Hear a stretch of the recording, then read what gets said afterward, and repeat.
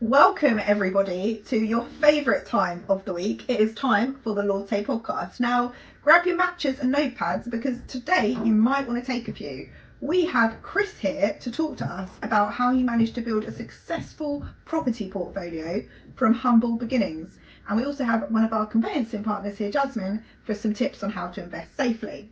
So I'm going to jump right in, Kris. Just tell us a bit about your property journey. So like, how did you get started? Yeah, amazing. Thanks for having me on, firstly. Thanks for having. Yeah, property journey started around about 2013, I guess. I had an interest in property while working full-time. I guess I loved the idea of owning a physical asset. Can I just stop here because I love that you're saying like while working full-time, because we'll get to this in a bit, but I think like that's a big block for people. I know where you're going with that. When they're working full-time, they're like they feel like property investment's not for them, but actually, you know, you're starting from humble beginnings. Like I said, you know, you've got a full-time job and you're already thinking about it. And I guess, you know, not wanting to work, you know, my whole life, you know, seeing people around me in the industry that I worked in, I kind of saw people at the back end of their careers and they never really had nothing. They weren't really in good shape, and I thought, this is, you know, I'm effectively looking at my future here, so I've got to change it somehow. So my kind of philosophy was own assets that can then produce passive income. So that's where your tagline comes from: opening doors to financial freedom. Yeah, okay. Exactly. So then, yeah, it was a case of you know, from 2013 to now was where my journey started in property, and I guess the beginnings were you know, trying to kind of do it on my own, not really having any knowledge of what I was doing, but just knowing that I wanted to purchase property. So I started by doing some off-plan stuff in the Midlands, and I got 2 units in my personal name. Oh, you started with off-plan? Yeah, so that's quite brave, actually. Yeah, I started with off-plan, and the reason being is because I never really had the capital up front to go and purchase a property or have a large enough deposit. So these off-plan projects allowed me to pay instalments over a few years, which paid off 40-50% of the property by the time completion came around. So you could afford that on your salary and everything. Exactly. Okay, amazing. And then it allowed to get be able to get the mortgage at the back end of it. So then that was the kind of journey from 2013 up to kind of, I would say, 2023. Oh wow. And then that's when I started to look into it more seriously, and that's when I took property investing a lot more seriously, and I got the education, and then I kind of fast tracked from 2023 onwards. It went really quickly. Amazing. It's actually one thing like Jasmine and I have discussed a couple of times. Actually, it's like getting that first one under the belt is the hard part, isn't it, I suppose, and then it builds the confidence, to like the momentum to keep going. Yeah. So I think, what challenges have you faced? Like, is there any particular challenges that you faced on your journey? Oh, loads, yeah. So I mean, yeah, first of all, getting the first one on your belt is a confidence booster, because you see that, you know, the income starts to come in, and once you've set off all of your offsets, all of your bills, your mortgages, and then you see the profit at the end, you say, okay, this works. So then you're just kind of rinsing and repeating. In terms of challenges, I've had everything. Yeah, so I've had delayed projects. I've had undervalued property. So when we do the kind of refinance model, so one of my big strategies is buy, refurbish, refinance. It's important that you get your numbers right, because when you refinance, that's when you pull out your money. So I've had scenarios where we expected a property, for example, to be worth 300k, and it was downvalued by valuers at, say, 250k. That makes quite a big impact on you.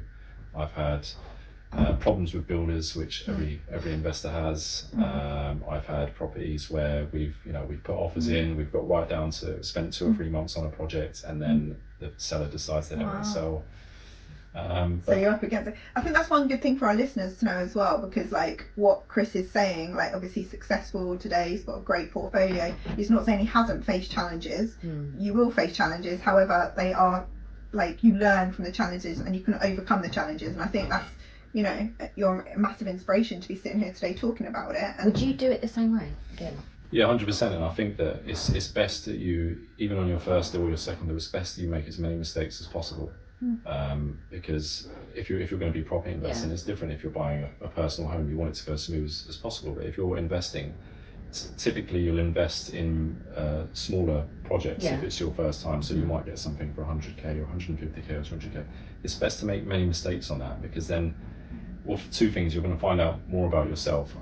Are you cut out for this? And if you are, then you're going to keep going. And you've learned so much from the first couple of projects that when you start to go bigger onto the the 500Ks or the £1 million deals, that's when, well, you've learned all your mistakes before. So then moving forward, you're gonna be more well equipped. So someone that's listening at home, right, or wherever you are,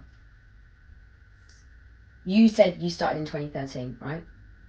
Now, if you're giving the same advice to someone in 2025, right, classic questions always come up. And I know when we went to a property event recently, there was that really nice young man that came to you and said, I've got, I think it was, he said, I've either got 8,000 or 10,000 in my account, right? Is that enough for me to start? Now, obviously, he was talking about investing in Dubai, right, in a project there. If somebody comes to you and says, I've got my first 8 to 10 grand, right, and I want to do something with it, what would be your advice to that person on how to make that work? It might not even be a solo project, but what would you say to someone today? Because you did it in 2013, and I think the landscape's a bit different today. It's slightly different, Slightly different. I think first and foremost is education. Okay. You need a platform, because, and the reason why it went from 2013 to 2023, that's a 10-year gap.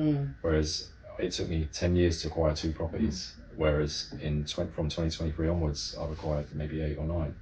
So that's actually you go, impressive.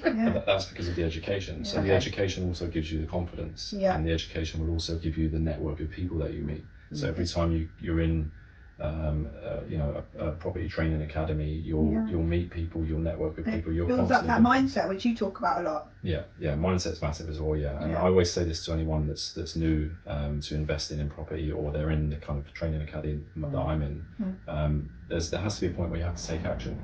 And to take action, you've got to have the kind of right mindset. Because a lot of people are held back by the fear. 100%. I mean, check out this guy's socials here. He's up that gym every morning. He's got discipline, and you do need to have that, I suppose, in order to be successful in anything, right? And so, Jasmine, just to pull you in here, obviously you deal with my 2 pence. You obviously put your 2 cents in. You obviously deal with investors purchasing and selling off investment properties on a day-to-day basis. What sort of tip would you have for anybody just on how to invest safely, whether you're a new or an old investor? Like, what would you say is just like the number one tip for a way to invest safely? Okay, I'm going to say something that is going to sound really obvious and patronising, but sometimes it's the basics that get missed. Have a plan.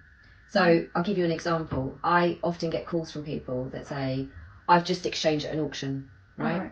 In fact, I've got a client now, similar sort of situation. So she's sort of professional turned real estate investor, right? Gone to auction and has acquired a commercial property for over 600k, right? Didn't review the legal pack, thought it was one thing she was buying, turns out it's not. And I've asked her a series of sort of questions, and this is something I do with a lot of clients. I ask them, so, do you have the funds available? And they say, no, I haven't got all of it. And I say, okay, so what was your plan? Because you've bought a property, you don't have the full funding. Do you know what you're doing with the property? Are you planning to refurb it? Are you planning to open a business? Like, have you crunched your numbers? And quite often they say, oh, I was just going to get a mortgage, and then I was just going to do X, Y, and Z, and then I was just going to make a profit. And I said, but you haven't done your numbers. Where's your money coming from?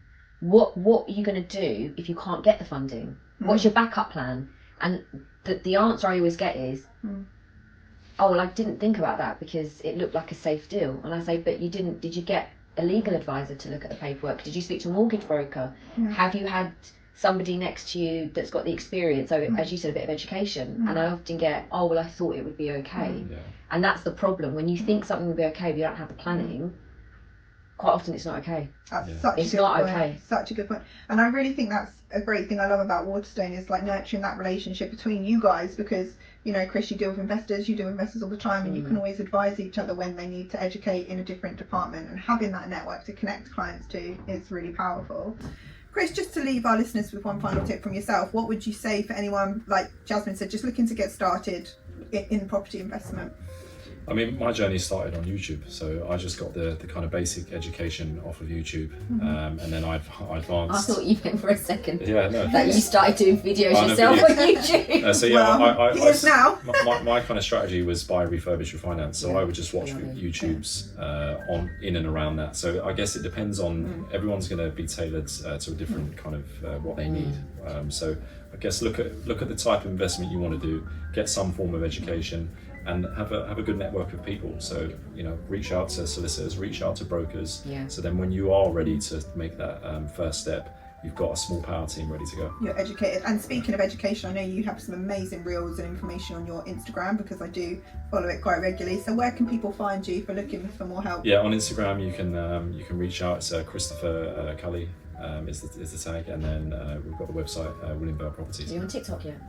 I am on TikTok. Yeah, he's on yes. He's on TikTok. I was going to say, I'm pretty sure I've seen some Check TikTok. them out on videos. TikTok. Well, thank you so much for tuning in today. We are going to have to leave it there, but thanks, Chris and Appreciate it. Jasmine. Thank you. It's been Thanks, great, and we could go on. Unfortunately, we're going to have to leave it there, but we will see you next week. We'll be diving into mortgage applications and how to nail them, especially if you're single. So don't be put off if you're single. Okay, see you all next week, guys, and thanks for tuning in.